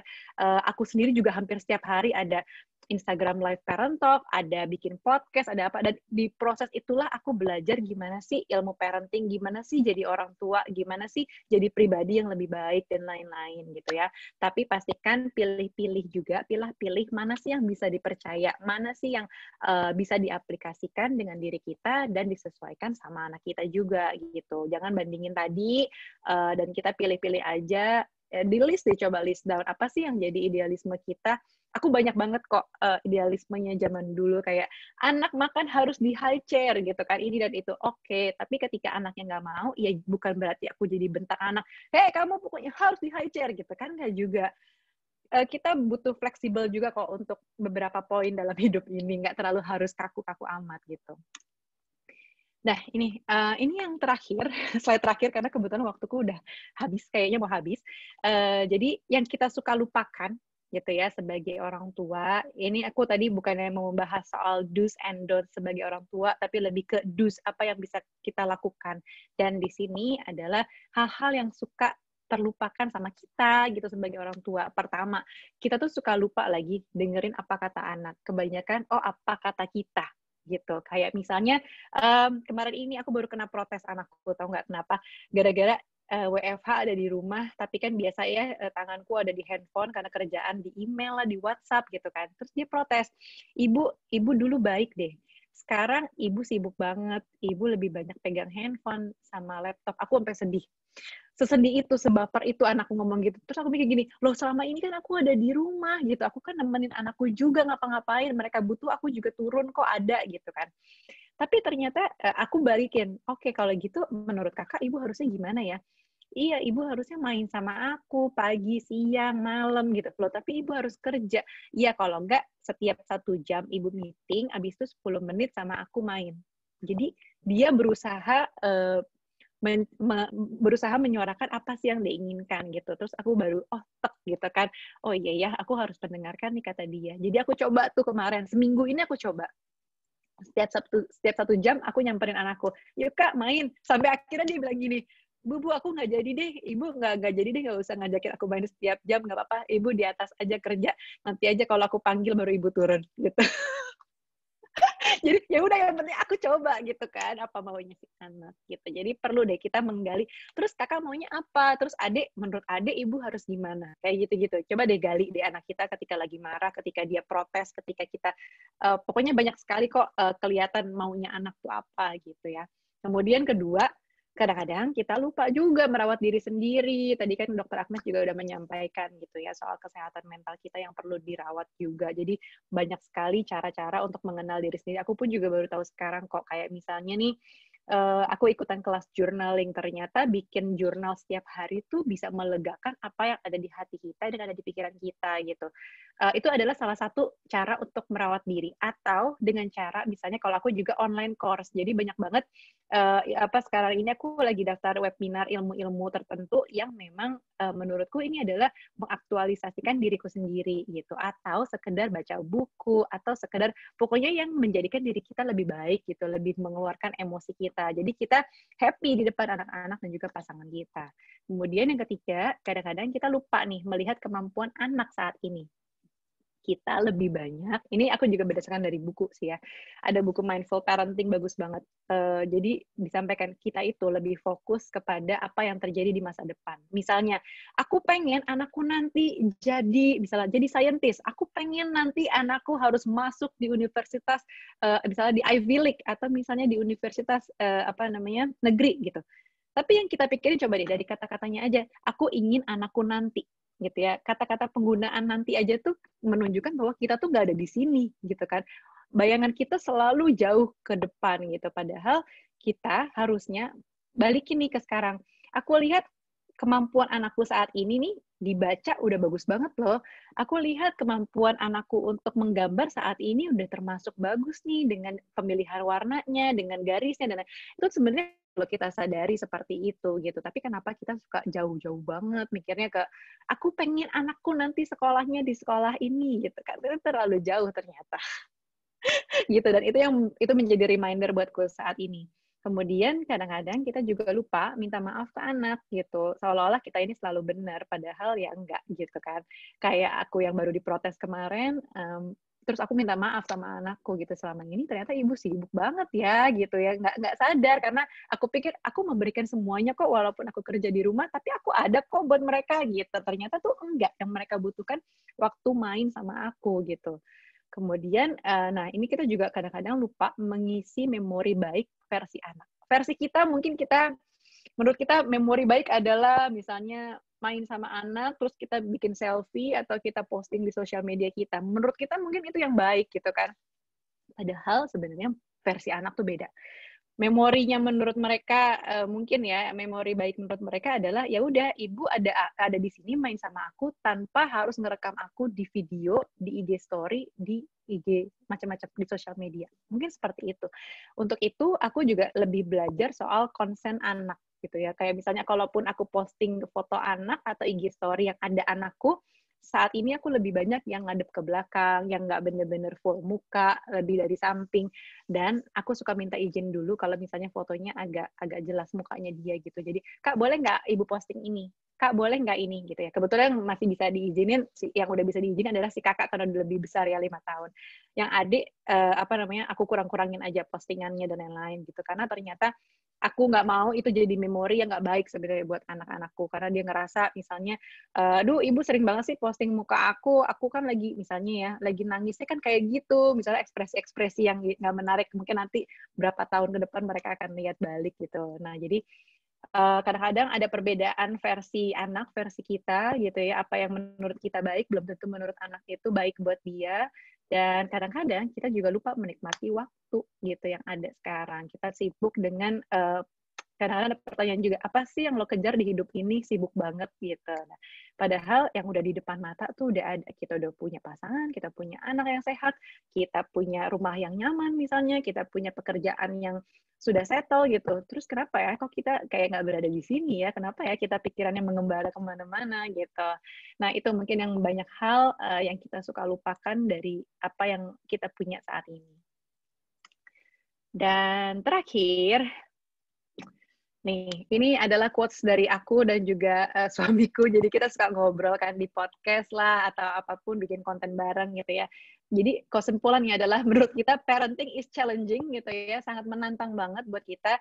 But it can be fulfilling karena benar-benar mengisi hati kita penuh, mengisi hari kita dengan penuh, mengisi hidup kita banget. Jadi apa yang kita udah punya saat ini itu tuh udah benar-benar apa yang kita cari selama ini gitu ya. Jadi nikmatilah apa yang ada saat ini, membersamai anak-anak, menghidupkan anak-anak ke versi mereka yang paling baik. Mungkin itu aja dari aku, Dr. Syafira, dan juga Dr. Agnes, dan juga ayah dan ibu. Mohon maaf kalau ada yang kurang berkenan ya, tapi aku pengennya nih kita sama-sama belajar dan ini juga masih menjadi proses dan PR buat aku sendiri kok. Jadi bukan berarti aku share di sini, wah ini yang udah berhasil gitu. Ah, enggak juga gitu. Masih sama kok. Aku juga menghadapi challenge sebagai ibu dan sebagai orang tua, bahkan sampai hari ini banyak banget. Mungkin itu aja, Dr. Syafira. Baik, terima kasih Mbak Nucha atas presentasinya dan sesi sharingnya yang sangat bermanfaat dan luar biasa nih barusan. Tadi Mbak Nucha sudah share berbagai macam mengenai bagaimana kita pertama tadi mengenal anak generasi alfa ya yang lahirnya dari tahun 2011. Terus tantangan generasi alfa nih yang sekarang sangat lekat dan dekat dengan digital, tapi tadi Mbak Nucha juga menyampaikan nih bukan berarti tidak bisa kita kontrol, tapi kita bisa batasi. Lalu yang ketiga tadi ada prinsip dasar pengasuhan generasi alfa dan juga tips-tips dan apa yang orang tua suka lupa tadi dari sesi sharingnya Mbak Nucha. Nah, untuk sahabat Permata, yang sudah antusias sekali nih nanya berbagai macam pertanyaan di kolom chat. Aku izin mengingatkan ya, bahwa jika mau bertanya boleh sebutkan nama, domisili, dan tipe pertanyaannya ditujukan ke siapa atau bisa untuk keduanya. Baik, kalau gitu karena sekarang sudah pada antusias nih Mbak Nucha dan Dr. Agnes, kita langsung saja mulai untuk menjawab pertanyaannya ya. Oh ya, sebelumnya saya juga mau mengingatkan untuk sahabat Permata dan para peserta di sini yang mau ikut giveaway, nanti kita kan ada gimmick dan juga beberapa goodie bag menarik dari Rumah Sakit Permata Keluarga Husada Group. Untuk sekitar 5 pemenang nanti akan diumumkan di akhir dengan share atau upload ke Instagram Story dan tag ke Rumah Sakit Permata Depok, Rumah Sakit Permata Bekasi, dan juga The Cafe Rumah Sakit Permata Depok. Baik. Nah, dari semua pertanyaannya nih Dok dan Mbak Nucha, paling banyak itu saya lihat tertarik para parents atau orang tua di sini adalah tentang screen time anak nih. Baik, jadi saya boleh izin bacakan pertanyaannya terlebih dahulu ya.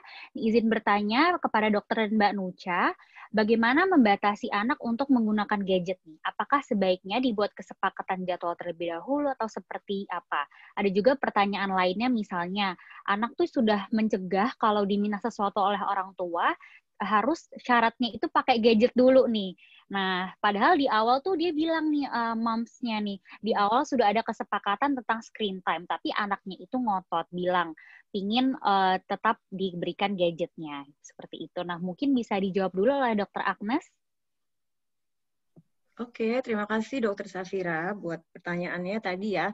Ini sebetulnya pertanyaan kayak sejuta umat gitu, sejuta mama ya.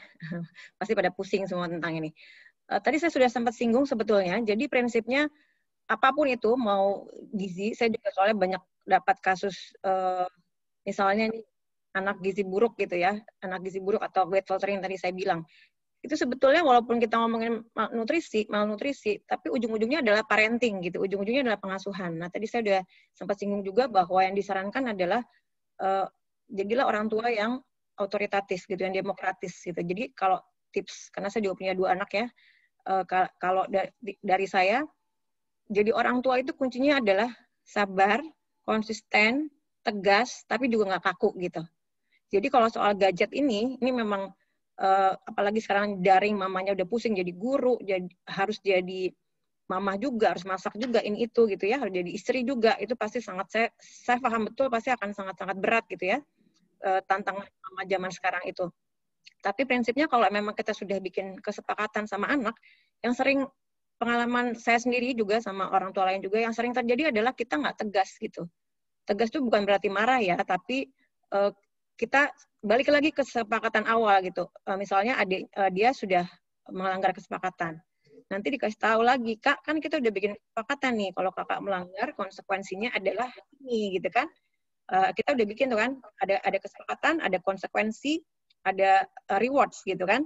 Nah, kalau Kakak misalnya melanggar ini berarti Kakak dapat konsekuensi ini. Kakak setuju dengan ini, oke dengan konsekuensi ini. Kalau dia oke, ya udah berarti dia udah tahu tanggung jawab resikonya, bahwa ketika dia melanggar konsekuensinya ada seperti ini gitu. Nah, dan juga tapi kalau jangan lupa juga dikasih rewards gitu ya. Kalau misalnya dia udah bagus banget, jangan lupa dikasih hadiah. Misalnya Kakak kita udah bikin kesepakatan, kalau misalnya Kakak seminggu ini screen time-nya sesuai yang kesepakatan kita, Kakak dapat hadiah ini loh, stikernya, misalnya stikernya jadi 10, nanti stikernya 10 bisa ditukar sama mainan apa misalnya gitu kan. Pasti mama papa udah punya kesepakatan sendiri-sendiri lah tentang itu. Mungkin Mbak Nucha juga punya pengalaman lebih detail soal itu. Intinya seperti itu. Jadi intinya apapun ada permasalahan apapun gitu, karena parenting itu kan memang seumur hidup lah, sampai anak kita nikah sampai segala macam juga itu kita akan mesti jadi orang tua gitu ya. Dan itu anak saya kebetulan yang udah remaja ya, jadi saya merasakan sendiri bahwa itu nggak ada habisnya gitu. Kita pikir anak udah remaja tuh masalahnya selesai, tapi ternyata justru masalah terberat adalah saat remaja gitu. Itu nggak akan pernah selesai, never ending gitu ya.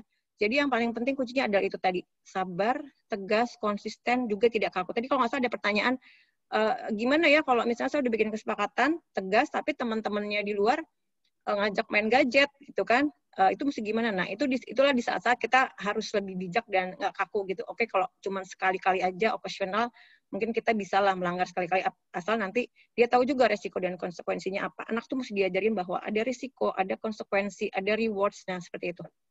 Mungkin itu ya Dokter Safira. Baik, terima kasih Dokter Agnes atas jawabannya, Dok. Mungkin Mbak Nucha bisa menanggapi juga, Mbak.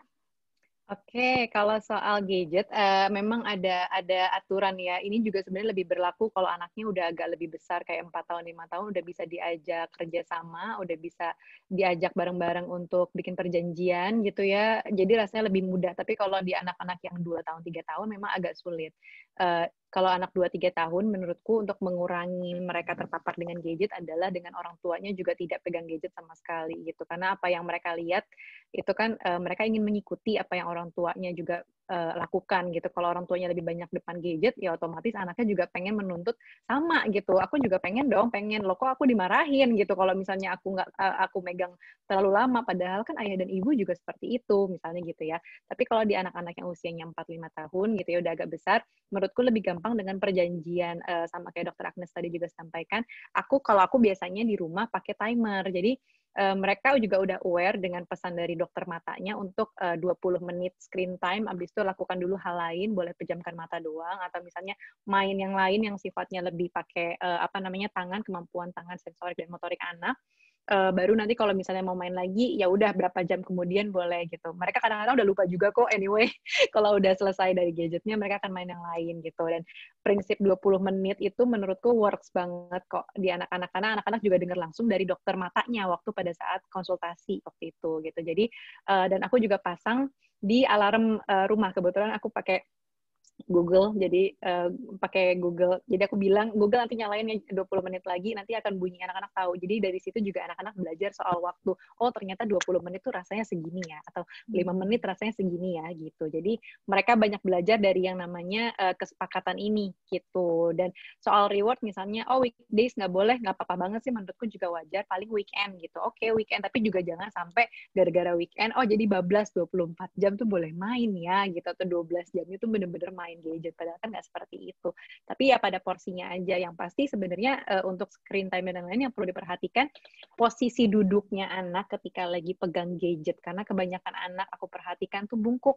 Nah itu tuh yang aku takut jadinya long term adalah masalah spine-nya anak-anak gitu kan, sama mata. Kalau kita titipin ke pengasuh gitu ya, atau misalnya kakek neneknya yang kurang aware dengan masalah kondisi kesehatan anak, kadang-kadang anaknya udah deket-deket gini, dibiarin aja gitu, lupa untuk dimundurin gitu. Maka itulah gunanya kita yang orang tuanya sendiri yang mengawasi, oh ini jaraknya segini ya, jangan terlalu deket, dan jangan terlalu attach banget, atau misalnya sambil tiduran main gadgetnya, wah itu udah big no-no deh. Jadi perlu diawasin terus nih anak-anak kita gitu. Itu aja sih Dr. Syafira.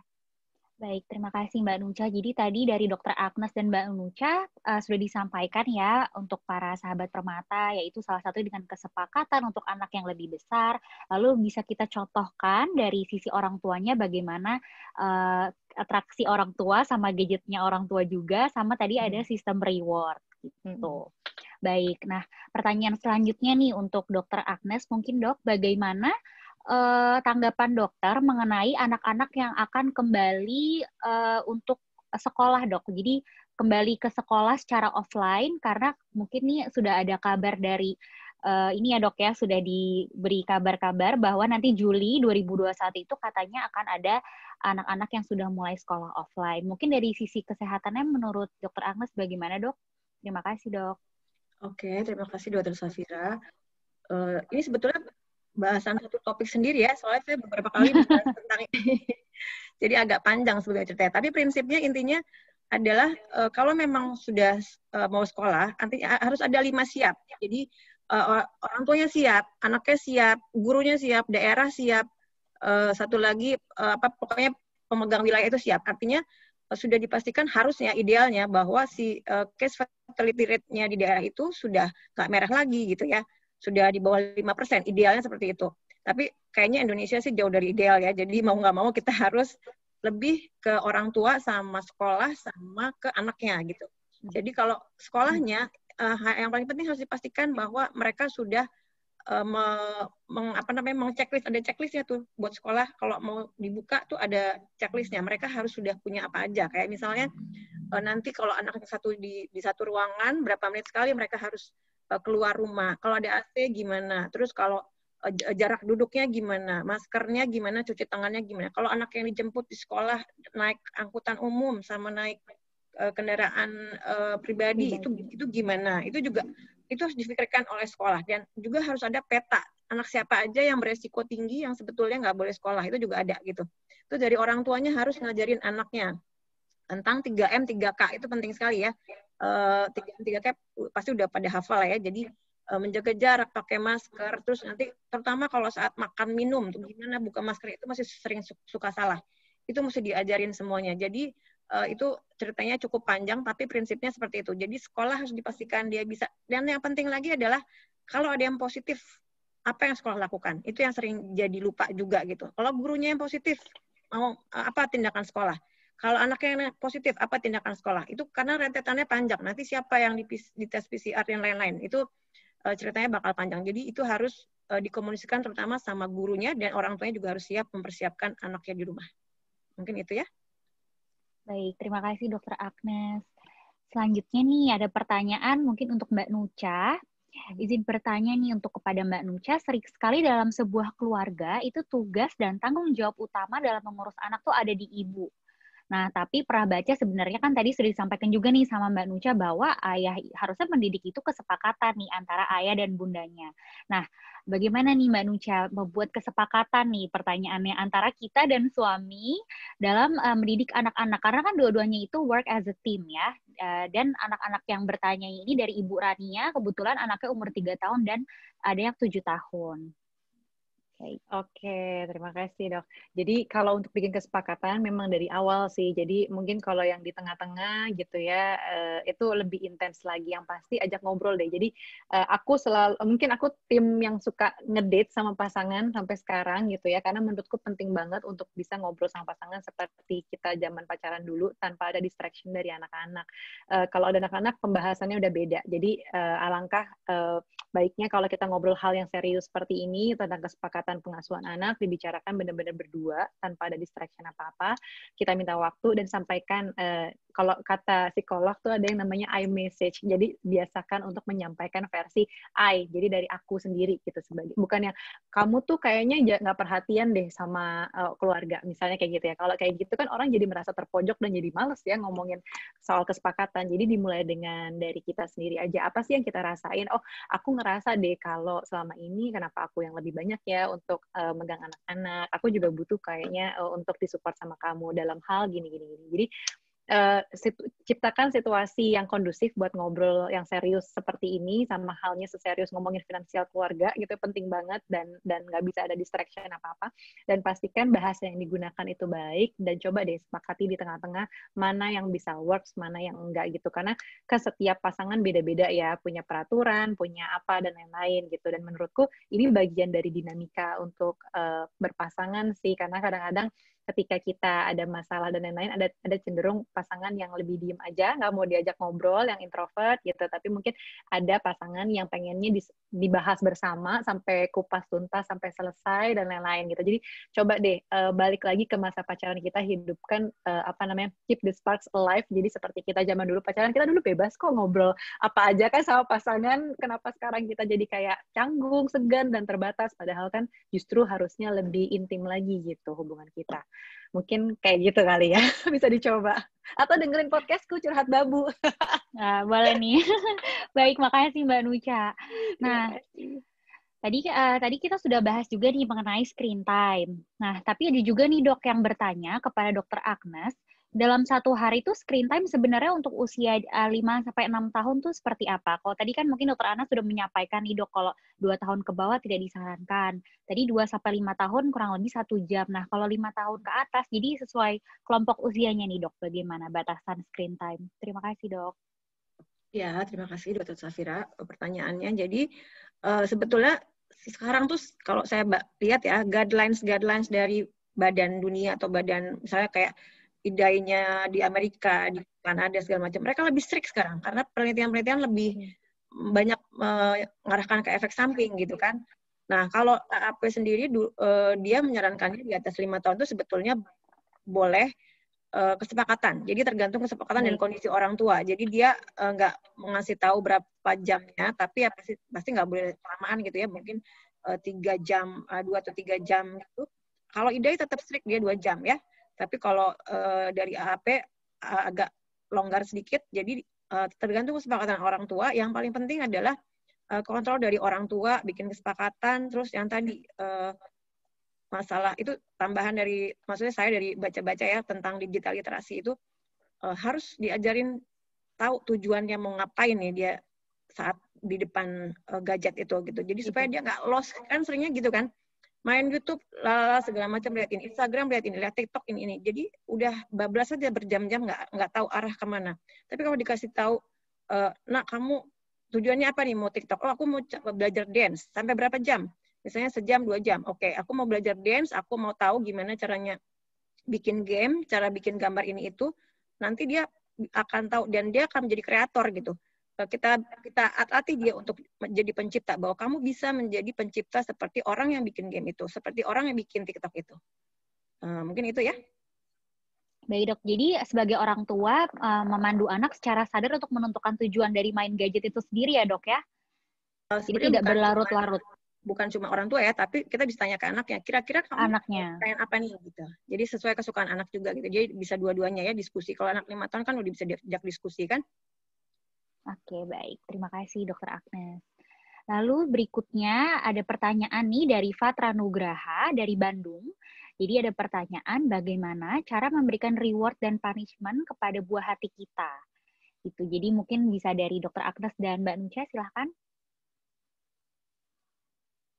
Boleh dari Mbak Siapa Nucha? duluan nih? Boleh. Dr. Agnes duluan. Apa-apa Mbak Nucha duluan boleh?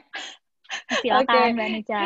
Oke, nah kebetulan aku bukan penganut paham punishment and reward ya. Jadi menurutku mungkin saat ini kurang relate atau kurang lagi nggak sesuai dengan zamannya. Jadi aku lebih memilih untuk tidak menggunakan value tersebut di dalam keluarga. Aku lebih mengedepankan yang namanya ya apa yang anak butuhkan kita coba penuhi gitu. Tapi juga dengan negosiasi, dengan dengan segala diskusi, karena dengan begitu anak-anak tuh juga bisa diskusi, bisa terbuka dengan apa sih maunya dia dan apa sih maunya orang tua. Jadi kita ketemu di tengah-tengah.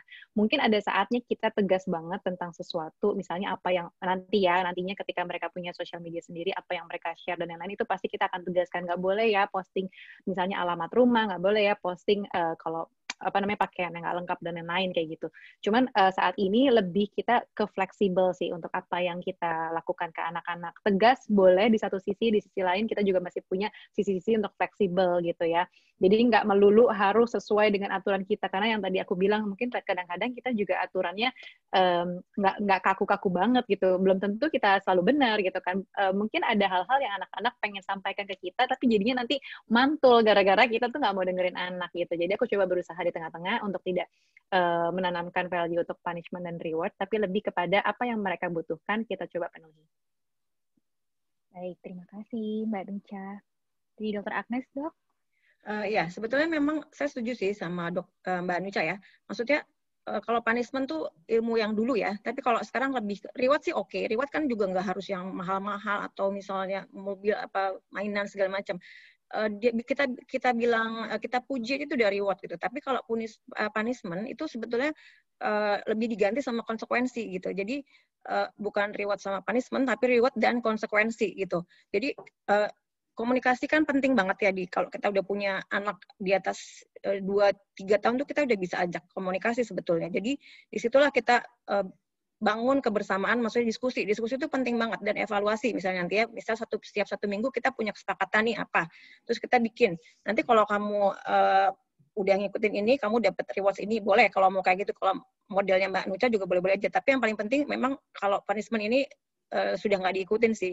Lebih ke konsekuensi. Kita kasih tahu konsekuensinya adalah apa gitu. Jadi beda ya, punishment kan hukuman kalau punishment. Kalau konsekuensi itu kita dia tahu bahwa ketika aku screen time-nya berlebihan, maka konsekuensinya adalah mataku nanti jadi lebih akan dry, lelah gitu, atau nanti lama-lama aku kena miopia gitu. Lebih seperti itu. Jadi atau misalnya kalau dia udah dikasih tahu screen time-nya ini 2 jam, tapi dia molor jadi 3-4 jam, dan itu tujuannya nggak jelas gitu. Misalnya kita udah bikin kesepakatan, kamu boleh 2 jam, tapi harus jelas tujuannya apa, nanti kasih tau mama misalnya, tapi dia molor 4 jam. Nah, dia jadi tahu bahwa ketika dia nggak jelas itu, dia akan bisa masuk kemana-mana yang kayak misalnya ke situs kekerasan, pornografi, dan lain-lain, misalnya itu konsekuensi. Jadi menurut saya, kalau tentang konsekuensi tetap harus penting, karena anak harus tahu bahwa sesuatu itu ada risk and benefit-nya gitu, ada konsekuensi yang harus dia tahu dan akibatnya apa gitu.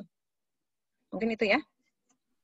Baik, terima kasih Dokter Agnes. Nah, nggak kerasa nih Sahabat Permata udah hampir 2 jam loh ternyata nih webinarnya, dan sebenarnya masih banyak banget sih yang bertanya, tapi sayangnya karena keterbatasan waktu, tentunya nggak bisa dijawab semuanya nih.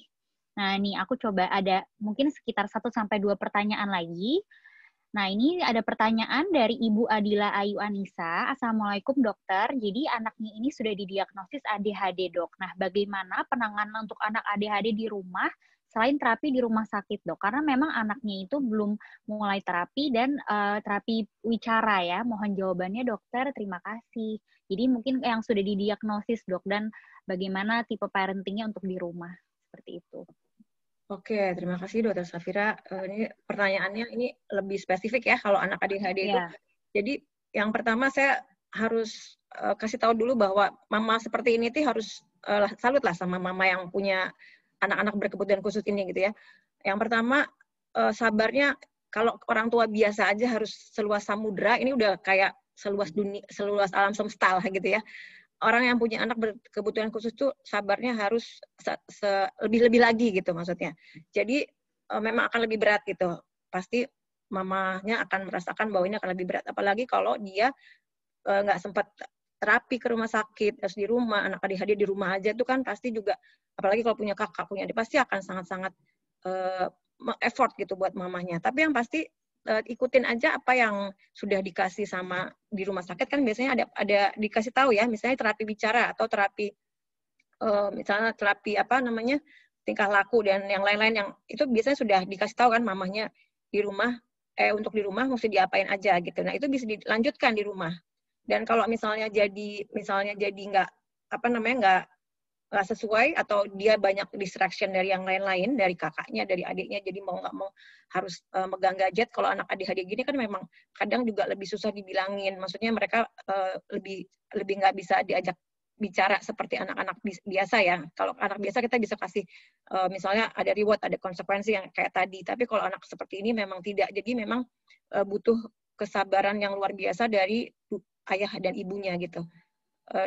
Diteruskan saja di rumah, jadi intinya apa yang sudah dilakukan di rumah sakit. Tapi kalau bisa sekarang kan pandemi juga udah ada ini ya, udah ada protokol kesehatan di rumah sakit masing-masing. Jangan sampai kelamaan juga nggak kontrol gitu. Kalau bisa tetap balik lagi dan tetap dikontrol apa yang sudah bisa dilakukan, apa yang belum. Tapi kalau terapi wicara sih sebetulnya untuk stimulasinya dari buku, dari sehari-hari ngomong, orang tuanya lebih talkatif dan anaknya lebih diajak, itu bisa sangat-sangat membantu. Mungkin itu ya. Baik, terima kasih Dokter Agnes. Nah, ini juga berkaitan sama banyaknya sahabat permata atau ayah bunda di rumah yang masih takut untuk bawa anaknya ke rumah sakit karena di era pandemi saat ini. Nah, mungkin boleh disampaikan seperti take home message atau message yang bisa dibawa pulang nih untuk para peserta di sini sebagai satu kata patah dua terakhir. Mungkin dari Mbak Nucha terlebih dahulu. Oke, jadi buat parents, ayah dan bunda yang masih ragu-ragu buat datang ke dokter atau ke rumah sakit gitu ya, menurutku insya Allah kita tujuannya baik gitu ya untuk anak-anak kita memenuhi kebutuhan mereka supaya mereka juga mendapat jadwal vaksin yang tepat, kemudian untuk pengecekan lebih lanjut tentang tumbuh kembangnya dan segala yang mereka butuhkan, nggak apa-apa datang aja ke rumah sakit dan mungkin bisa visit langsung ya ke dokter anak, dokter mata tadi ya, ya, kita lagi banyak ngomongin mata, soalnya dokter mata anak, ke Rumah Sakit Permata Depok dan juga Bekasi gitu ya. Aku udah beberapa kali juga kok ke dokter selama pandemi ini, yang pasti protokol kesehatan dari kitanya cukup ketat, insya Allah mudah-mudahan di sana, aku rasa juga di rumah sakit cukup ketat gitu kan ya. Jadi sama-sama yang penting anak-anak biar tumbuh sehat selama pandemi ini gitu. Jadi jangan sampai skip untuk vaksinnya dan juga pengecekan mata kalau kita rasa memang intens dan dibutuhkan oleh anak-anak. Baik, terima kasih Mbak Nucha. Terakhir dari Dr. Agnes, Dok, take home message untuk peserta. Take home message ya. Oke, kalau tentang rumah sakit, mungkin seperti yang tadi Mbak Nucha ya. Jadi yang saya tambahkan adalah selain jadwal vaksin jangan lupa, jangan molor, juga itu tadi, kalau ada tanda kegawatan, termasuk berat badan ya, kadang-kadang ini berat badan diabaikan, termasuk berat badan, jangan takut untuk segera ke dokter, karena di setiap rumah sakit itu justru lebih aman daripada pergi ke mall kalau menurut saya. Lebih aman daripada pergi ke mall atau ke pasar ya, karena di rumah sakit udah ada prokesnya, dan itu diterapkan dengan tegas, sementara di mall kita nggak pernah tahu gitu. Jadi sangat-sangat jangan sampai ditunda lagi, jangan sampai ada kasus lagi demam berdarah yang meninggal karena telat dibawa, dan juga outbreak di mana-mana yang akan semakin terjadi kalau kita telat menunda imunisasi. Mungkin kalau untuk take home message secara era digitalnya, saya juga titip take home message-nya. Memang saya paham bahwa kondisi pandemi ini sangat unfortunate buat kita, sangat berat, apalagi buat mama papa di rumah ya, karena harus jadi guru, jadi orang tua, sekaligus jadi pengajar. Tapi prinsipnya harus yang tadi, sabar, konsisten, tegas, tapi juga nggak kaku. Dan jangan lupa bahwa pandemi ini juga ada manfaatnya, di era digitalnya juga ada manfaatnya. Kita jadi lebih dekat sama anak dan lebih kompak sama anak, dan jangan lupa semua orang juga akan jadi lebih aware soal era digital ini. Mereka akan lebih ngomongin tentang privasi, tentang segala macam, tentang sosial media sama anak-anak, jadi lebih aware gitu. Mungkin itu ya. Baik, terima kasih Dr. Agnes.